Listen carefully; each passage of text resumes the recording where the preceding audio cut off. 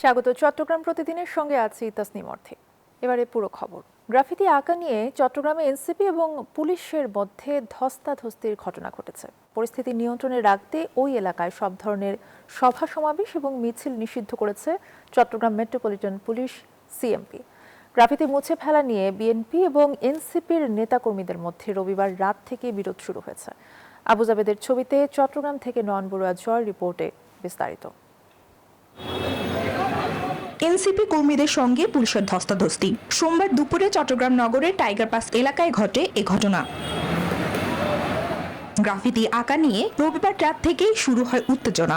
চট্টগ্রাম নগরীর বিভিন্ন স্থানে গ্রাফিতি মুছে ফেলা নিয়ে বিএনপি ও এনসিপির নেতাকর্মীদের মধ্যে সৃষ্টি হয় বিরোধ।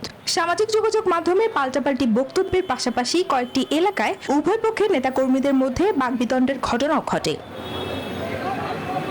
এইসব ঘটনার জেরে সোমবার সকাল থেকেই জিইসি মোড় থেকে দেওয়ানহাট পর্যন্ত প্রধান সড়ক ও আশপাশের এলাকায় সব ধরনের জনসমাবেশ, মিছিল ও সভা সমাবেশ নিষিদ্ধ করে সিএমপি। এই ঘটনায় বিএনপি ও সিটি মেয়রকে দোষারোপ করে এনসিপির নেতৃবৃন্দ। তবে বিষয়টি উদ্দেশ্য প্রণোদিত বলে দাবি করছেন সিটি মেয়র ও বিএনপি। গ্রাফিতি অঙ্কনে কোনো বাধা ছিল না বলে জানান মেয়র। তবে এনসিপির কিছু নেতাকর্মী সিটি নির্বাচনের এজেন্ডা বাস্তবায়নে মাঠে নেমেছে বলেও অভিযোগ তার।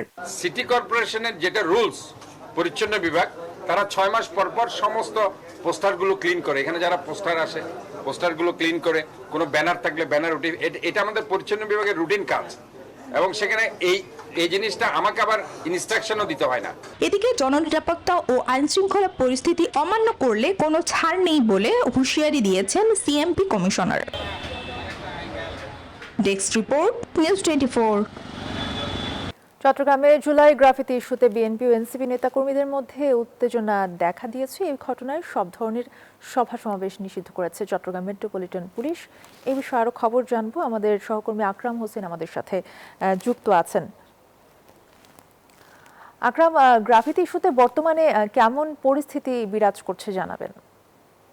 চট্টগ্রামের আসলে টাইগার পাস মোড়ে যেখানে সকাল থেকে গতকালকে রাত থেকে গ্রাফিতি নিয়ে যেই সমস্যার সৃষ্টি হয়েছিল, সেই গ্রাফিতি অঙ্কনকে কেন্দ্র করে আজকে সকাল 9টা থেকে চট্টগ্রাম মেট্রোপলিটন পুলিশের পক্ষ থেকে কিন্তু 146 ধারা জারি করা হয়েছে। সেই 146 ধারায় আজকে সারাদিন স্কুল কলেজের শিক্ষার্থীরা এসে এখানে বিভিন্ন ধরনের গ্রাফিতি অঙ্কনের চেষ্টা করেছেন। পুলিশের পক্ষ থেকে বলছেন যেহেতু এই এলাকায় 146 ধারা জারি আছে, তাই আইন শৃঙ্খলা রক্ষার্থে, জনগণের জানমাল রক্ষার্থে তারা সবাইকে এই সরকারের নির্দেশনা মানার জন্য আহ্বান জানিয়েছেন। এক পর্যায়ে গিয়ে পুলিশ এবং শিক্ষার্থীদের মধ্যে কিন্তু হাতাহাতির মতো ঘটনা ঘটে। এবং কিছুক্ষণ আগে চট্টগ্রাম সিটি কর্পোরেশনের মেয়র ডাক্তার শাহাদাত হোসেন সাংবাদিকদের সাথে কথা বলেছেন। তিনি বলেছেন আসলে এখানে যেই বিষয়টি সামনে আনা হয়েছে গ্রাফিতি মোছা ফেলার, আসলে বিষয়টি সত্য নয়।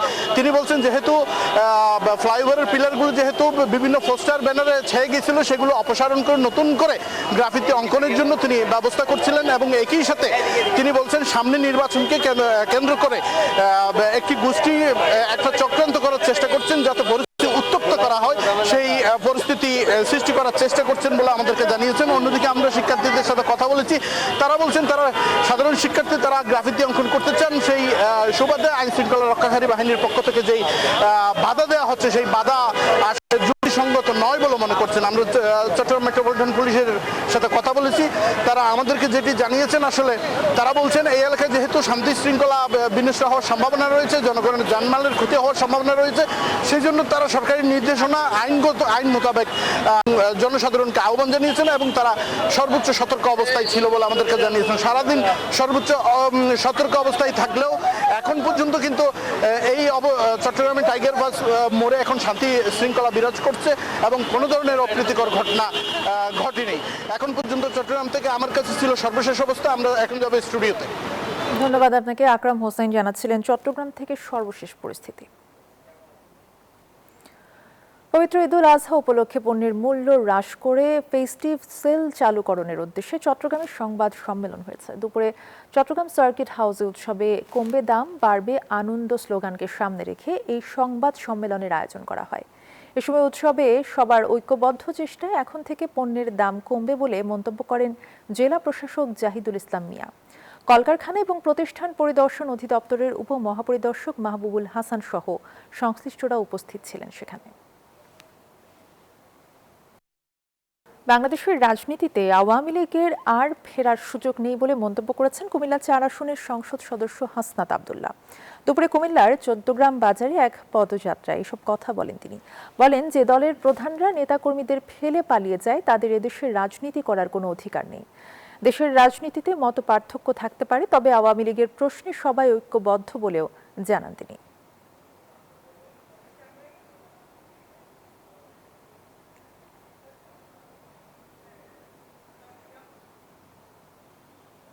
আপনারা এক জায়গায় দাঁড়ায় জয় আর বাংলা স্লোগান দিতে পারবেন না। এটা আপনাদের লানত, এটা আপনাদের দুর্গতি। আমাদের মধ্যে মতপার্থক্য হবে, কিন্তু এখানে মনে রাখতে হবে আওয়ামী লীগ কোন বাংলাদেশপন্থী দল না, এটা ভারতের একটা এক্সটেনশন।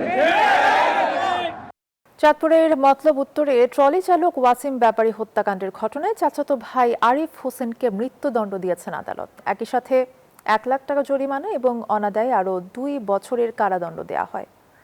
দুপুরে চাঁদপুরের অতিরিক্ত জেলা ও দায়রা জজ আদালতের বিচারক মোহাম্মদ কামাল হোসাইন এই রায় দেন।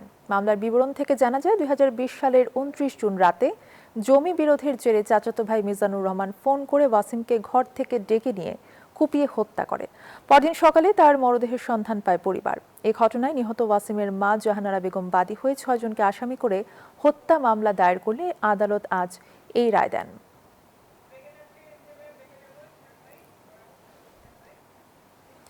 শরীয়তপুরে ডাক্তার নাসিরের ওপর সন্ত্রাসী হামলা ও পাশবিক নির্যাতনের প্রতিবাদে নোয়াখালীতে মানববন্ধন ও বিক্ষোভ সমাবেশ কর্মসূচি পালিত হয়েছে।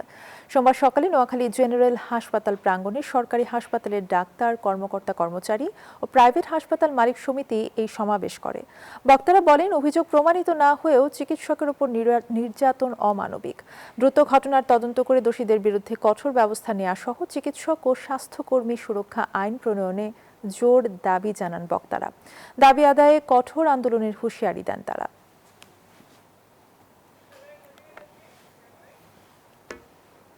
এই ছিল এখনকার সংবাদে। এতক্ষণ সাথে থাকায় ধন্যবাদ সবাইকে।